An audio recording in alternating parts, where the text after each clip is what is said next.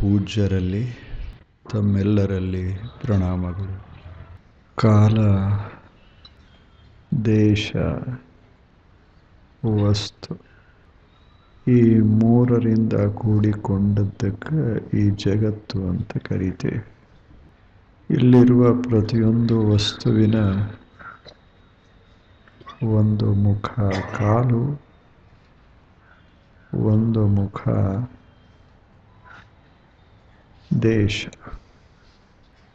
ಅಂದ್ರೆ ಆ ವಸ್ತು ಕಾಲದಲ್ಲಿ ಬದಲಾಕೋತ ಹೋಗ್ತದೆ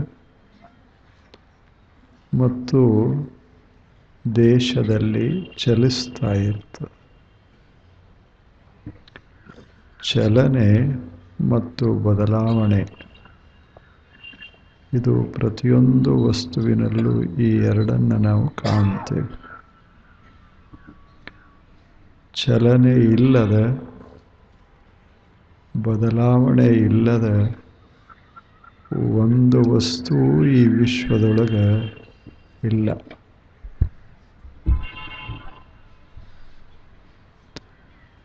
ಇದು ಈ ವಿಶ್ವದ ವೈಶಿಷ್ಟ್ಯ. ಸಣ್ಣ ವಸ್ತು ಇರಬಹುದು ಅಥವಾ ಬಹಳ ದೊಡ್ಡ ವಸ್ತುನೇ ಇರಬಹುದು. ಎಲ್ಲ ವಸ್ತುಗಳು ಒಂದೇ ಸ್ಥಾನದಲ್ಲಿ ಸದಾ ಇರೋದಿಲ್ಲ ಮತ್ತು ಒಂದೇ ರೀತಿಯಾಗಿ ಇರೋದಿಲ್ಲ. ಈಗ ಶರೀರ ಅದ, ಒಂದೇ ಸ್ಥಾನದಲ್ಲಿ 100 ವರ್ಷ ಇರೋದಿಲ್ಲ, ಅಥವಾ ಒಂದೇ ರೂಪ 100 ವರ್ಷ ಇರೋದಿಲ್ಲ. ಬದಲಾಕೋತ ಹೋಗ್ತದೆ. ಸ್ಥಾನಾಂತರ ಮಾಡ್ಕೋತ ಹೋಗ್ತದೆ. ಆ ಎರಡು ಅದಾವಲ್ಲ, ಚಲನ ಕಾರಣ ಮತ್ತು ಬದಲಾವಣೆಗೆ ಕಾರಣ ಕಾಲ, ದೇಶಗಳು, ಅವು ವಿಶ್ವದ ವೈಶಿಷ್ಟ್ಯಗಳು.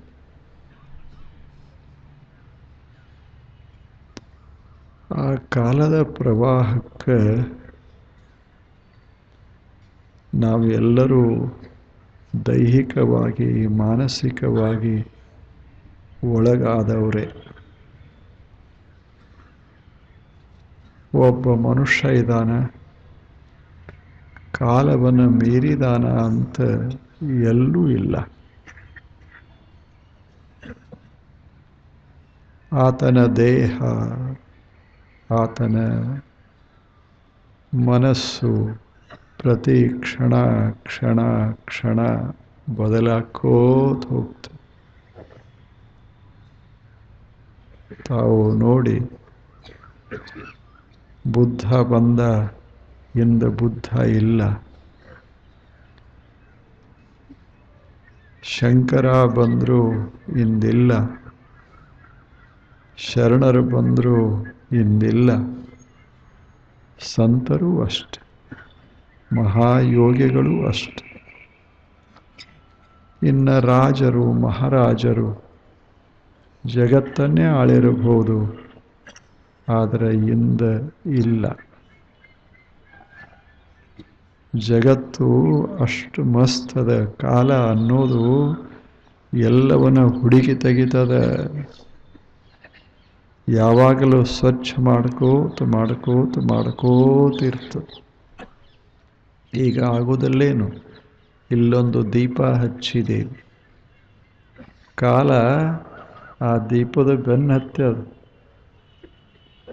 ಇನ್ನು ಕೆಲವು ನಿಮಿಷಗಳಲ್ಲಿ ಅದನ್ನದು ಮುಗಿಸಿಬಿಡ್ತದೆ.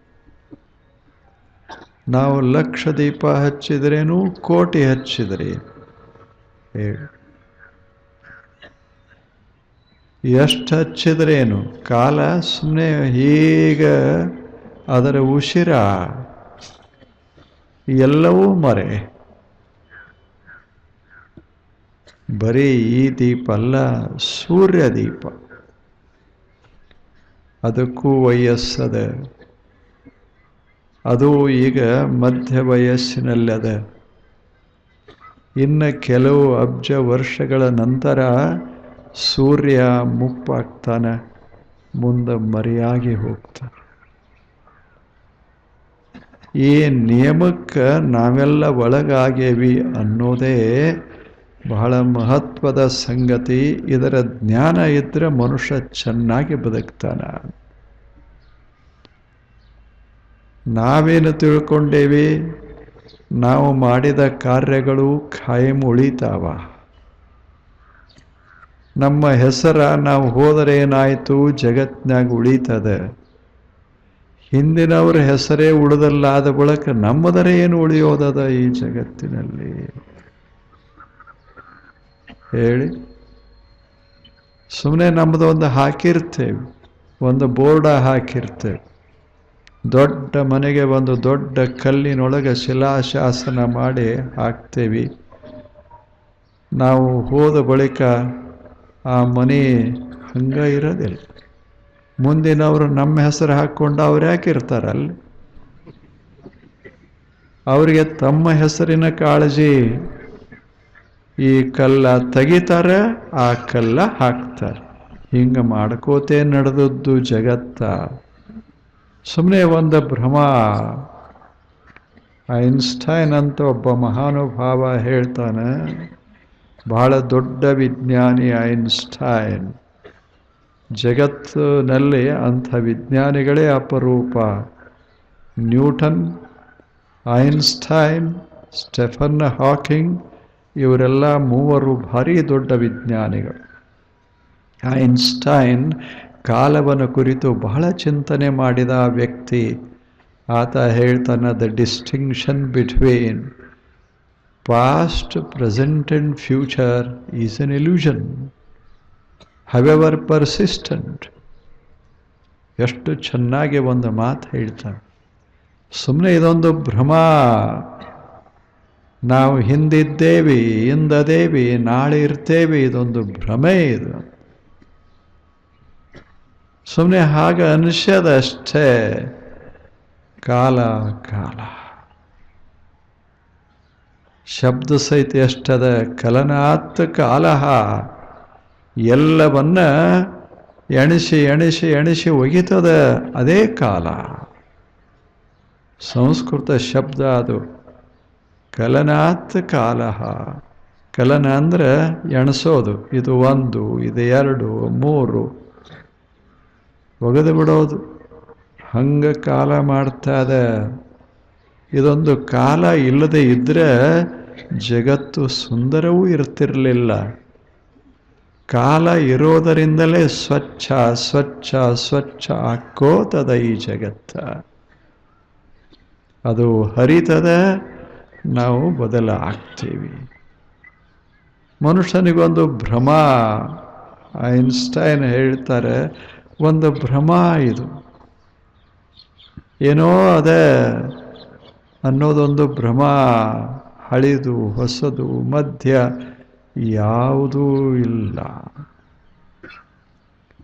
ಇಂಥ ಮಹಾ ಜಗತ್ತಿನೊಳಗೆ ನಾವೆಲ್ಲ ಬದುಕೇವಲ್ಲ. ಇಂಥ ಕಾಲದ ಕೈಯೊಳಗದೇವಿ. ನಮ್ಮ ದೇಹ, ನಮ್ಮ ಮನಸ್ಸ, ನಮ್ಮ ಬುದ್ಧಿ ಎಲ್ಲವೂ ಬದಲಾಕೋತದಾವ. ಮತ್ತು ಆಗದೆ ಇರಬಾರದು. ನಮ್ಮದೇನದ, ಇದನ್ನು ಶಾಶ್ವತ ಮಾಡಬೇಕು ಅಂತ ಹೊರಟೆ. ಏನರೇ ಒಂದು ಮಾಡ್ತೇವೆ, ಇದನ್ನು ಶಾಶ್ವತವಾಗಿ ಹೀಗೆ ಇಡಬೇಕು ಅಂತ ಹೋಗ್ತೇವೆ. ಇದು ಶಾಶ್ವತ ಅಂತ ಎಲ್ಲೂ ಆಗೋದಿಲ್ಲ. ಕಾಲ ಹೇಳ್ತದ, ಮನುಷ್ಯನೇ ನೀನು ಮಾಡು, ನಾನು ತೆಗಿತೀನಿ ಅಷ್ಟೆ. ಸಮುದ್ರದ ದಂಡೆಯೊಳಗೆ ಉಸುಕಿನ ಹರವಿನಲ್ಲೇ ನಾವು ನಮ್ಮ ಹೆಸರು ಬರೋದಿಲ್ಲ. ಅಲ್ಲಿ ಹೋಗಿ ಕೂತಾಗ ಸುಮ್ಮನೆ ಕೂಡೋದಿಲ್ಲ. ನಮ್ಮದೊಂದಿಟ್ಟು ಹೆಸರು ಬರಿತೇವೆ. ಅದರಾಗ ಏನು ಮಸ್ತ್ ಹೆಸರು ಬರಿತೇವೆ. ನಾವೊಬ್ಬರೇ ಅಲ್ಲ, ಸಾವಿರಾರು ಜನ. ಅದು ಹೇಳ್ತದ ಸಾಗರ, ಹ್ಞೂ ಆಗಲಿ, ನೀನು ಹೊರಟು ಹೋಗು, ನಾಳೆ ಬಾ ನೋಡಿ ಹೆಂಗಿರ್ತದಿಲ್ಲ. ನೀ ಬರೋಕ್ಕಿಂತ ಮೊದಲೇ ಹೆಂಗಿತ್ತಲ್ಲ ಹಂಗೆ ನಾಳೆ ಜಗತ್ತ ಸ್ವಚ್ಛ ಮಾಡ್ತಿರ್ತದೆ. ಅದೇ ಗಾಳಿ, ಕಾಲದ ಗಾಳಿ. ಇಂಥ ಜಗತ್ತಿನಲ್ಲಿ ನಾವು ತಿಳ್ಕೊಂಡೇವಿ ನಾವು ಜಗತ್ತನ್ನು ಆಳವ್ರದೇವಿ ಅಂತ. ನಾವೆಲ್ಲಿ ಆಳುತ್ತೇವೆ? ಇದೊಂದು ಭ್ರಮೆ ಮನುಷ್ಯನಿಗೆ. ಏನು ಆಳೋದು? ಯಾರು ಆಳಿದರು? ಯಾರು ಉಳಿದರು? ಯಾರು ಆಳಿದರು? ಯಾರು ಉಳಿದರು ಹೇಳಿ?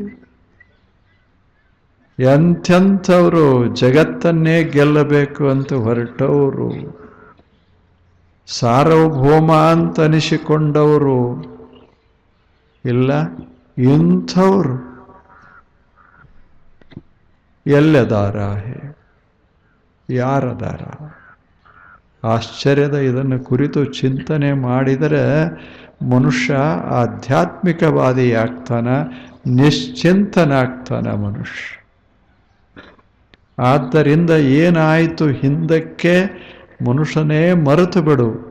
ಜಗತ್ತೇ ಮರಿತದಾದ ಬಳಿಕ ನೀನರೇ ಯಾಕೆ ನೆನಪ ಇಟ್ಟುಕೊಂಡಿರೋದು ಹೇಳು? ಒಳ್ಳೆದೋ ಕೆಟ್ಟದ್ದೋ, forget the past. Whether it is good or bad, ಏನಾಗ್ಯದ ಆಗಿ ಹೋಗಿದೆ.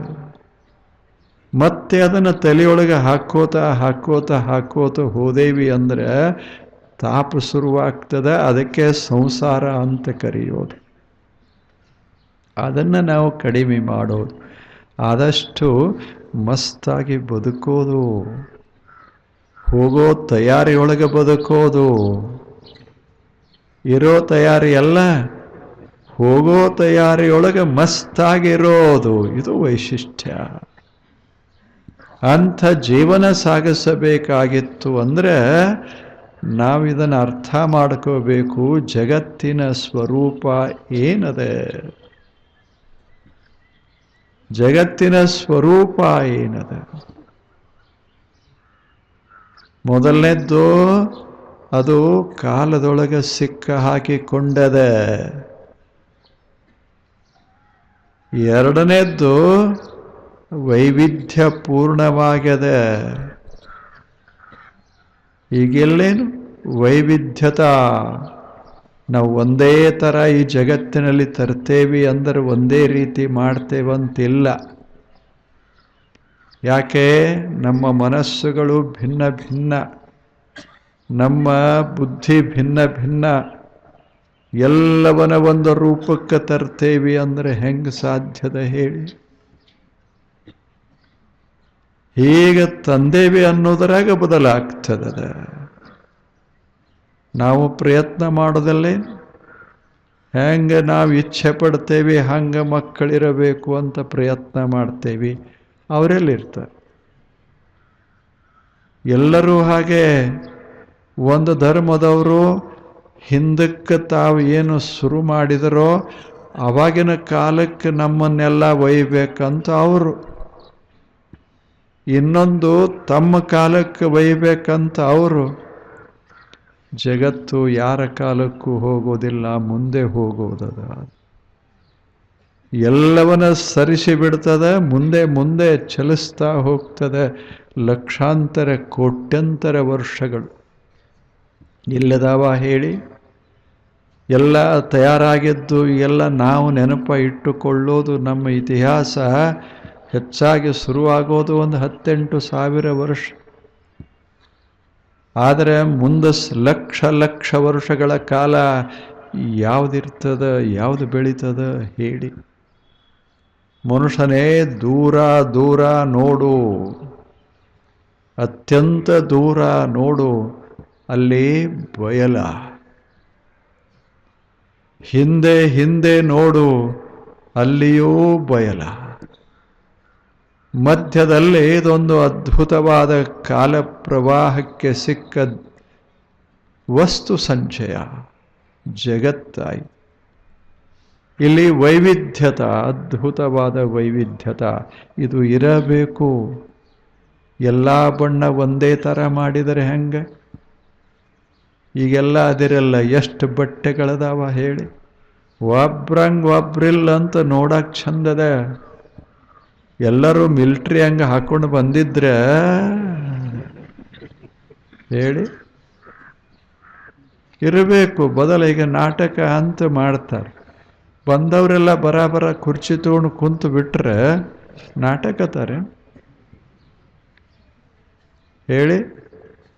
ಒಬ್ಬ ಈ ಕಡೆದ ಬರಬೇಕು, ಒಬ್ಬ ಈ ಕಡೆದ ಬರಬೇಕು, ಒಬ್ಬ ಒಂದು ಥರ ಇರಬೇಕು, ಇನ್ನೊಂದು ಥರ ಇರಬೇಕು, ಒಬ್ಬ ನಗ್ತಿರ್ಬೇಕು, ಒಬ್ಬರು ಅಳ್ತಿರ್ಬೇಕು. ಅಂದ್ರೆ ನಾಟಕ ನೋಡೋರು ನೋಡ್ತಿರ್ತಾರೆ. ಇಲ್ಲಿಗೆ ಬಂದವರೆಲ್ಲ ಬರೇ ಅಳಕ್ಕೆ ಶುರು ಮಾಡಿದರು, ಬರೇ ನಗಾಕ್ಕೆ ಶುರು ಮಾಡಿದರು. ಅರ್ಥದ ಏನು ಜೀವನದಾಗ? ನಗುನೂ ಇರಬೇಕು, ಅಳುನೂ ಇರಬೇಕು. ಎಲ್ಲವೂ ಇರೋದೇ, ಎಲ್ಲವೂ ಇರೋದು. ಇದನ್ನು ಅರ್ಥ ಮಾಡಿಕೊಳ್ಳದೆ ಇರೋದರಿಂದ ಮನುಷ್ಯ ಸಮಸ್ಯೆಗಳನ್ನು ನಿರ್ಮಾಣ ಮಾಡಿಕೋತಾನ. ಇದು ಹಿಂಗಿರಬಾರದು ಅಂತ, ಇದು ಹೀಗೇ ಇರಬೇಕು. ಎಲ್ಲಿವರೆಗೆ ನಾವು ವಿಚಾರ ಮಾಡ್ತೇವೆ ಅಂದರೆ ದೇವರಿಗೆ ಸರಿಯಾಗಿ ಮಾಡಕ್ಕೆ ಬಂದಿಲ್ಲ ಜಗತ್ತ. ಹಿಂಗ್ಯಾಕೆ ಮಾಡಿದ? ಹಿಂಗೆ ಅವ ಸುಮ್ಮನೆ ಮೌನದನಂತೂ ಚಲೋ ಅದ. ಇಲ್ಲಿಕಂದ್ರೆ ಎಲ್ಲರ ಮಾತು ಕೇಳ್ಕೋತ ಹೋಗಿದ್ರೆ ಜಗತ್ತು ನಿರ್ಮಾಣ ಆಕ್ಕಿದ್ದಿಲ್ಲ ಅದ ಹೇಳಿ. ಎಷ್ಟು ಮಸ್ತಿದ ಜಗತ್ತು, ವೈವಿಧ್ಯಪೂರ್ಣ. ಒಬ್ರಂಗ ಒಬ್ರಿಲ್ಲ. ಅದು ಅಲ್ಲ, ಒಬ್ಬನೇ ಮನುಷ್ಯ ಒಂದು ಕಾಲದಾಗಿದ್ದಂಗೆ ಇನ್ನೊಂದು ಕಾಲದಾಗಿಲ್ಲ ಹೇಳಿ. ನೀವು ಬರಾಗ ಹೆಂಗಿದ್ರಿ ಈಗ ಅದಿರೇನು? ಈಗ ಸ್ವಲ್ಪ ಬದಲಾಗ್ಯದ. ಇನ್ನೊಂದು 10-15 ನಿಮಿಷಕ್ಕೆ ಮತ್ತಿಷ್ಟು ಬದಲಾಗ್ತದೆ. ಎಲ್ಲದ ಹೇಳಿ? ನಾವೇ ಪ್ರತಿ ಕ್ಷಣ ಬದಲಾಗುವಾಗ ನಮ್ಮ ಸುತ್ತಲಿರೋರು ಬದಲಾಗಬಾರದು, ಜಗತ್ತು ಬದಲಾಗಬಾರದು, ಎಲ್ಲರೂ ನಮ್ಮ ಪೆಟ್ಟಿಗೆಯೊಳಗೆ ಇರಬೇಕು. ಇದು ಹೆಂಗೆ ಸಾಧ್ಯದ? ಹೇಗೆ ಸಾಧ್ಯದ? ಜಗತ್ತು ಜಗತ್ತು. ಇದನ್ನು ಅರ್ಥ ಮಾಡಿಕೊಳ್ಳೋದೇ ಕಷ್ಟ. ವಿಜ್ಞಾನಿಗಳು ಹೇಳ್ತಾರೆ 1600 ಕೋಟಿ ವರುಷಗಳ ಹಿಂದೆ ಸುಮ್ಮನೆ ಹೀಗೆ ತಲೆದೋರ್ತು. ಅವಾಗ ಯಾರೂ ಇರಲಿಲ್ಲ, ಸೂರ್ಯನೂ ಇರಲಿಲ್ಲ, ಚಂದ್ರನೂ ಇರಲಿಲ್ಲ, ಭೂಮಿನೂ ಇರಲಿಲ್ಲ. ಕುಲದ ಪ್ರಶ್ನೆನೇ ಇಲ್ಲ. ಇಡೀ ವಿಶ್ವನೇ ಸ್ವಲ್ಪ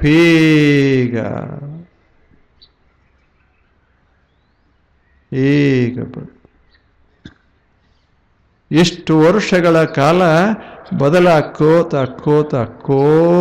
ಬಂತು. ನಾವು ಈಗ ಕಣ್ಣು ತೆರೆದೇವಿ.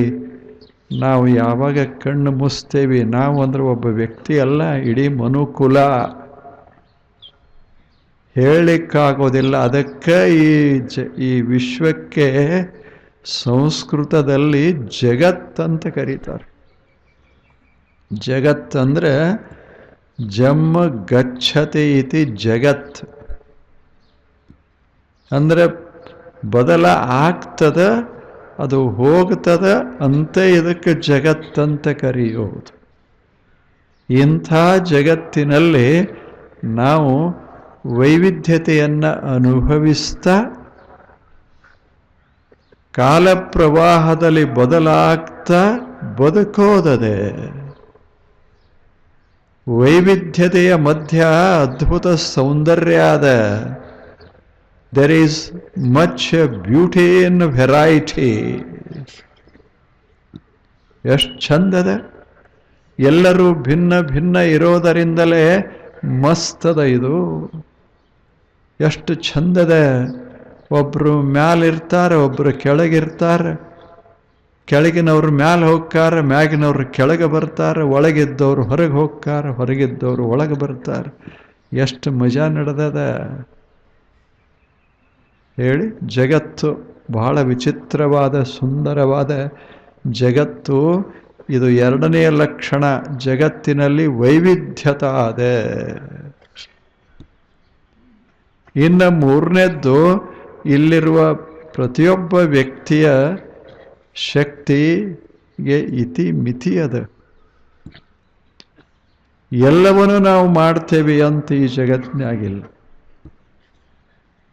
ನಮ್ಮ ಸಂಕಲ್ಪ ಶಕ್ತಿ, ನಮ್ಮ ಮಾನಸ ಶಕ್ತಿ, ನಮ್ಮ ಬುದ್ಧಿ ಶಕ್ತಿ, ದೇಹ ಶಕ್ತಿಗೆ ಮಿತಿಯದ. ಏನೋ ಒಂದು ಕಥೆ ಹೇಳ್ತಾರೆ. ಒಬ್ಬ ಮಹಾರಾಜ್, ಆತನಿಗೆ ಮಹಾರಾಜ, ಬಹಳ ದೊಡ್ಡ ಮಹಾರಾಜ್. ಆತನ ರಾಜ್ಯ ವಿಸ್ತಾರವಾದ ರಾಜ್ಯ. ಏನು ಸಂಪತ್ತ ಸುರಿತಾ ಇತ್ತು ಆ ಮಹಾರಾಜ್ಯದಲ್ಲಿ. ಆತನ ಹತ್ತಿರ ಅತ್ಯಂತ ಬುದ್ಧಿವಂತ ಮಂತ್ರಿಗಳು, ಬಹಳ ಬುದ್ಧಿವಂತ ಮಂತ್ರಿಗಳು. ಆ ಬಳಿಕ ಒಂದು ದೊಡ್ಡ ಸೇನಾ, ಭಾರೀ ದೊಡ್ಡ ಸೈನ್ಯ. ಆ ಬಳಿಕ ಸಂಪತ್ತೇ ಸಂಪತ್ತು. ನಾಲ್ಕನೇದ್ದು ಸೌಂದರ್ಯ ತುಂಬಿ ತುಳುಕುವಂಥ ಜನ, ಹೆಣ್ಣು ಮಕ್ಕಳು. ಇದೊಂದು ಅದ್ಭುತವಾದ ರಾಜ್ಯ. ಆತನಿಗೆ ಒಬ್ಬ ಮಗ ಇದ್ದ. ಆತನ ವಯಸ್ಸು ಹಾಗೆ 20-24. ಏನ ವಯಸ್ಸು, ಆ ವಯಸ್ಸು, ಆ ಯೌವನ ನೋಡಬೇಕಾವಾಗ ಯಾವುದೂ ಅಸಾಧ್ಯ ಅನಿಸೋದಿಲ್ಲ. ಅಂಥ ಯೌವನದ ನಿಮಗೂ ಅನಿಸೋದಿಲ್ಲ? ಮಸ್ತ್ ಲಗ್ನ ಆಗುವಾಗ ಏನು ಕನಸ, ಸ್ವರ್ಗನೇ ಇಳ್ದಂಗೆ ಯಾವರೇ ಆಗ್ಯಾವೇನು ಹೇಳಿ? ಸ್ವರ್ಗನೇ. ಮತ್ತು ಅವರು ಹೇಳ್ಕೋತಾರ, ಏನು ಹೇಳ್ತಾರ? ನಮಗಾಗಿ ನೀವು, ನಿಮಗಾಗಿ ನಾವು. ಎಂಥದಿದು, ಯಾರಿಗೆ ಯಾರು? ಆದರೂ ಸಹಿತ ಒಂದು ಭಾವನಾ ಹಂಗೆ ಇಲ್ಲಿ. ಆದರೆ ನಮ್ಮ ಇಚ್ಛೆಗೆ ತಕ್ಕಂಗೆ ಜಗತ್ತನ್ನು ಇಡೋ ಸಾಮರ್ಥ್ಯ ನಮಗಿಲ್ಲ, ಯಾರಿಗೂ ಇಲ್ಲ. ಎಲ್ಲರ ಶಕ್ತಿ ಪರಿಮಿತವಾಗಿರ್ತದೆ. ಹಾಗೆ ಮಹಾರಾಜನ ಹತ್ತಿರ ಆತನ ಮಗ ಒಬ್ಬ ಬಹಳ ಬುದ್ಧಿವಂತ. ಆದರೆ ಕನಸು ಎಂಥೆಂಥ ಕನಸ ಮಹಾರಾಜನಿಗೆ, ತಂದೆಗೆ. ಆ ಹುಡುಗನಿಗಂತೂ ಬಿಡಿ, ಆ ತಂದೆಗೆ ಅಂಥದ್ದು. ನಾಳೆ ಬನ್ನಿ. ನಮಸ್ಕಾರ.